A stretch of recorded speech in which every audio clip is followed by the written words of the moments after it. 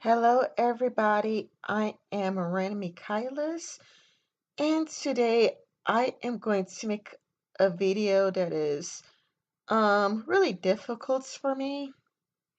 And part of it's just regurgitating what Bass FZZ said like last year or the year before last. But I just been thinking, how do we, the anti-feminist community, come across to the outside looking in? We know how the feminist community looks to us, like they block too many people, they have really poor arguments. But I mean, there's not just the feminist community and anti-feminist community. There are people who hates both. Cults of Dusty hates both. Creationist Cats seems to hate both. Um, David Sherratt seems to hate both. And the people who hate both, to me, they seem to be growing. I wouldn't say that there's significantly lots of them, but the people who hate both communities, they seem to be growing. Then, of course, you have the alt-right to mix out. It's not just a simple, there's the feminist community and the anti-feminist community. There are people who hates both, and there are people who are like, I'm not a feminist, but this is all the things wrong with anti-feminists. And it's kind of a lot like, I do think that there is a bit of an echo chamber in the anti-feminist community, partially because the feminist community keeps blocking us, but also partially because it's not just feminism and anti-feminism. There's feminists, there's the alt-rights, there's MGTOW, there's people who hates all groups. There's people like, oh my God, the feminist community sucks because they block people left and right, so they're terrible, and their arguments are horrible, and they dye their hair really strange colors. But there's probably how the anti-feminist community comes across. For example, I like Bering. I think Bering is a nice guy.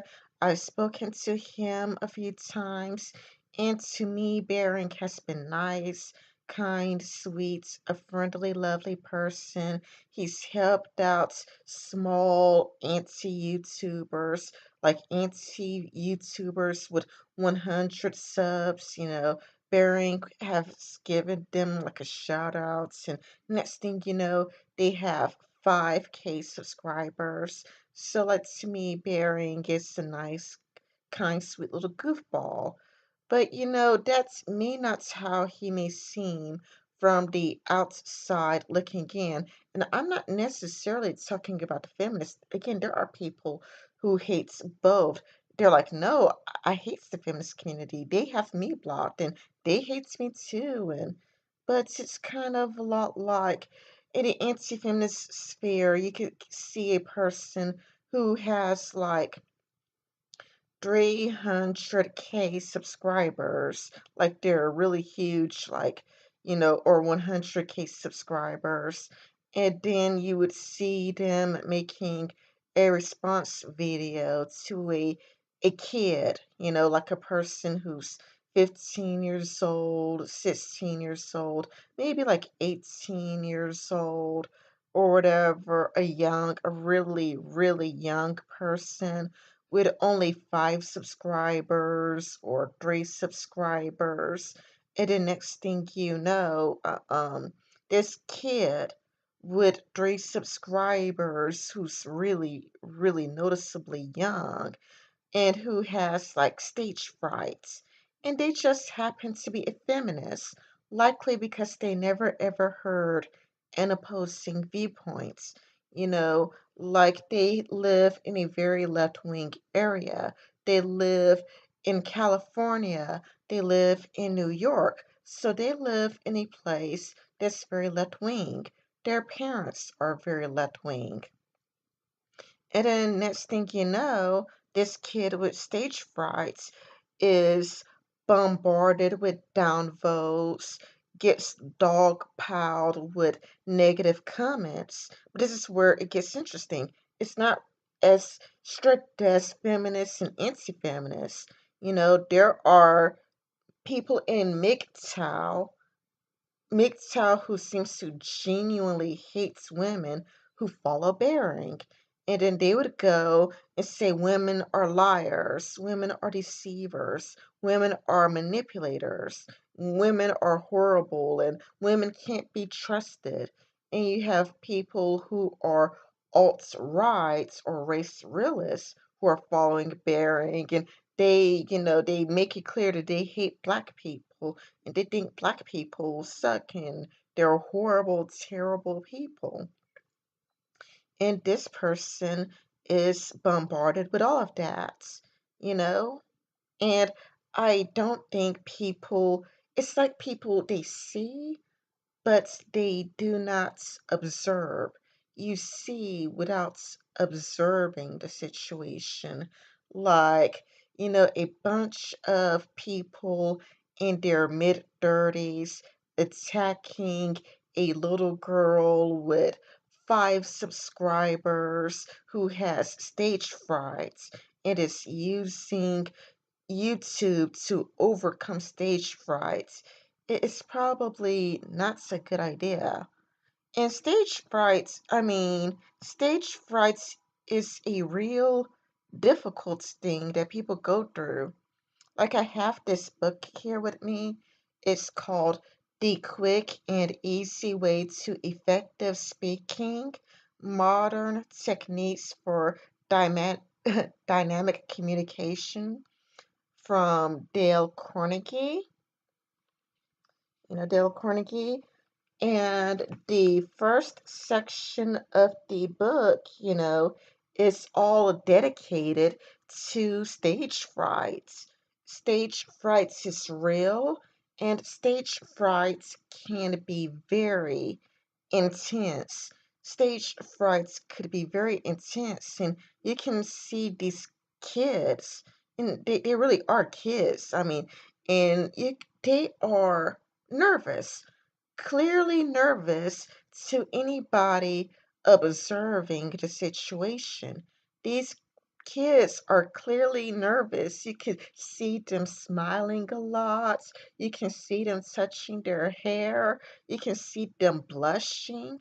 They are visibly quite nervous, and they like have 5 subs. They probably live in a very left wing area. Their teachers to the left, their classmates is to the left. They are basically a frog in the well.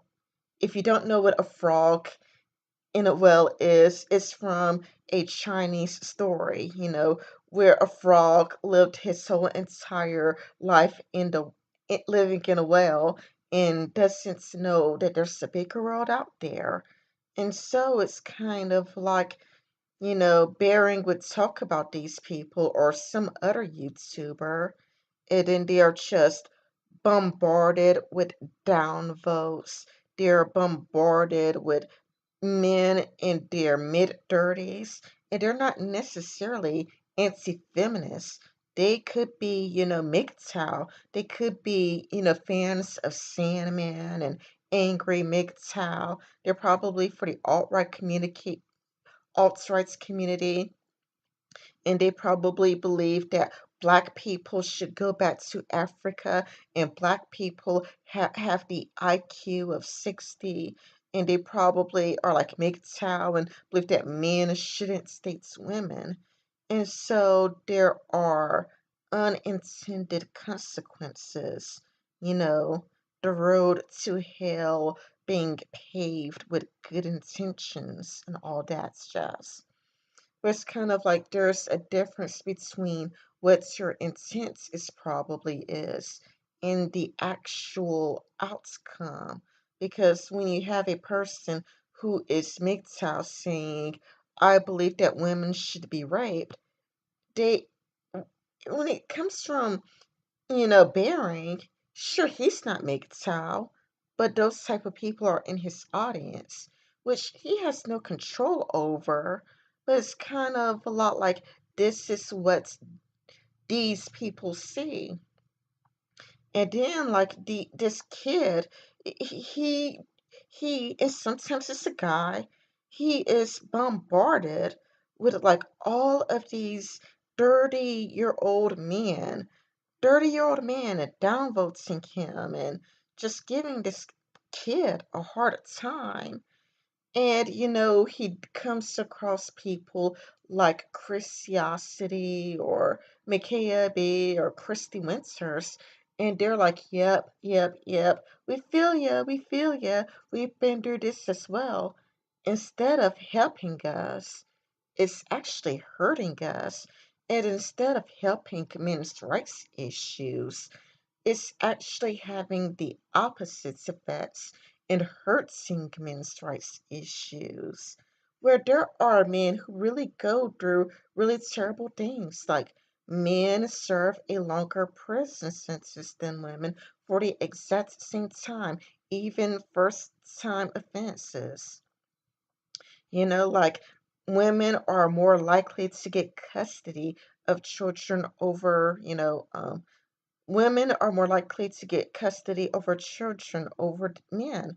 Men have real issues, and I can understand the pain and frustration coming from, these men. I've spoken to these men, and some of these men, I mean, they can't see their child anymore, and it sucks, it really sucks. But to quote Bass FZZ, it seems like there's too much of spreading the pain of around, where you're a man and you can't see your child anymore because your wife has full custody, and y- instead of healing, the pain gets spread, where next thing you know, you're attacking a 15-year-old girl with 5 subscribers and, telling her she sucks and whatnot. And this happens because, you know, there are MGTOW who follow the big anti-feminist YouTubers, so not all anti-feminists are like each other. There is there are so many various types, Technically, the alt-rights are anti-feminist. On a technicality, the alt-rights doesn't care for feminism and social justice, but it doesn't really help when the alt-right, watches a video by Bering and then they say, talk about how much they hate black people. They talk about how black people have low IQ. They talk about how black people should move back to Africa. They talk about how maybe we should, move all the black people to Florida, you know, or they talk about the race war, and they talk about how there's white genocide and how black people are ruining the future for white America and good old white America. It's go on and on about how a huge problem that black people are. It's not coming from Bering, but it's coming from the MGTOW and his audience. But this is also what happens when you just have a big YouTuber going after a kid who's usually a teenager or a 17-year-old, really nervous, really shy, and he just brings them up, and it's just all those downvotes, all of those negative comments, and this teenager is upset and devastated. Sometimes they delete the video, sometimes they delete their channel, and they just don't want to use YouTube ever again.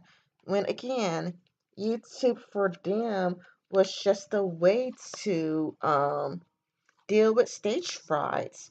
And you could read stories here on Effective Speaking on all the people, all of their embarrassing stories dealing with stage frights because I remember when I was new to YouTube, and I mean, I didn't get a lot of hate, but I have been so nervous and so scared and so afraid that, I've deleted videos and I've deleted some videos.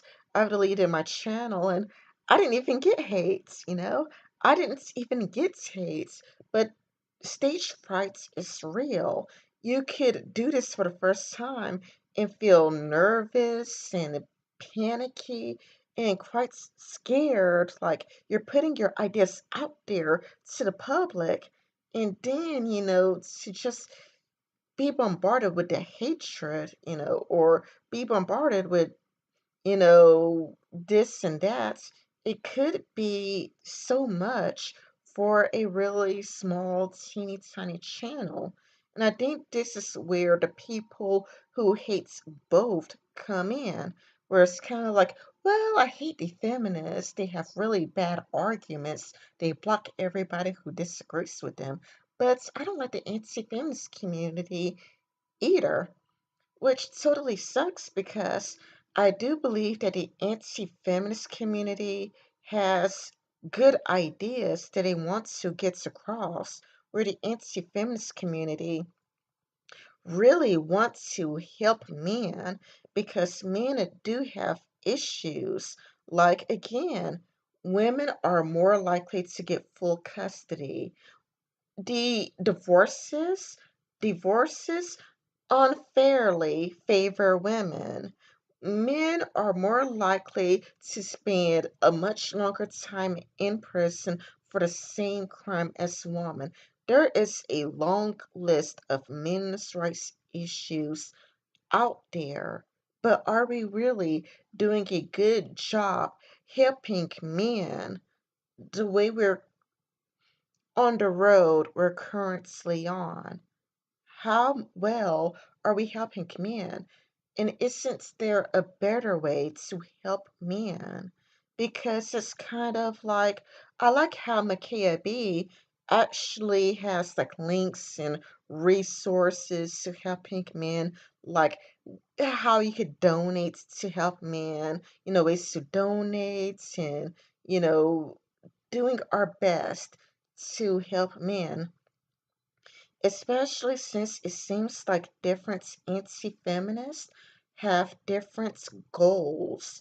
Like some anti-feminists just care about free speech, so it's kind of like I do think it's important for ideas to be challenged, but I think that we shouldn't lose sight that we really want to help men and help men live better lives. And I do not consider myself an MRA. I'm not an activist. I'm an advocate, but I am not an activist. So I think that MRA should be for the activist, and me, I'm just an advocate for men's rights.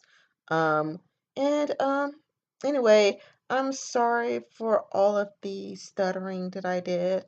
And please, let me know your thoughts and feelings in the description below. Like, if you are a feminist, please, say how you feel that the anti-feminist community comes across to you, whatnot. If you're an anti-feminist, do you think we're doing a good job the way we on the road we are on? So if you're an anti-feminist, are you happy and satisfied on the road that we are on? If you hate both communities, like if you are following me, you're like, well, I hate the anti-feminist community, but I hate the feminist community too. As a person who hates both communities, what would you like to see from the anti-feminist community? I mean, I hope I could get, as many thoughts as possible. I hope I don't just get thoughts from anti-feminists only or feminists only or, censored, the people who hate both only.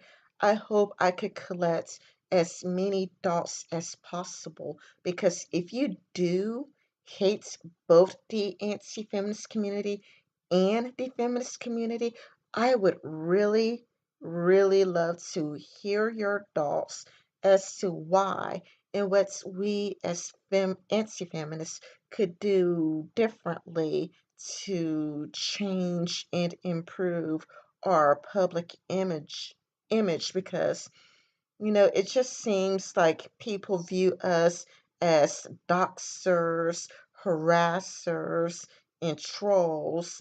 And I am wondering, is there a way we could improve our public image? So, anyway, please leave your thoughts and ideas down below. And I hope that there could be a serious discussion about this. I doubt it because I'm really small, but I still would love to hear any of the opinions that I get. I am Ren Michaelis, and for those of you who did watch this video, I would like to thank you so much for watching this video. And if you like me, if you like my channel, please, please subscribe to me. Please subscribe, guys. Subscribe, give me a thumbs up, and leave a comment and tell all of your friends about me. Bye bye.